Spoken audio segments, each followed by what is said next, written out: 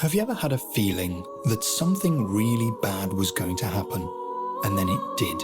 Throughout a detective story, for example, at exactly 11 o'clock, something happens that is reminiscent of a loud bang.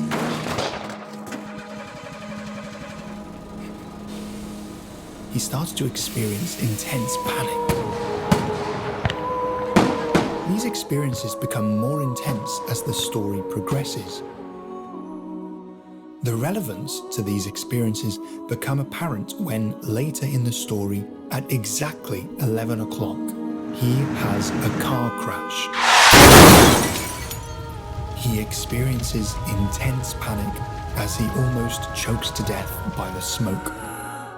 It's like the character had been dreaming of this event the entire time, as if it had already happened, except he was dreaming of what was yet to come.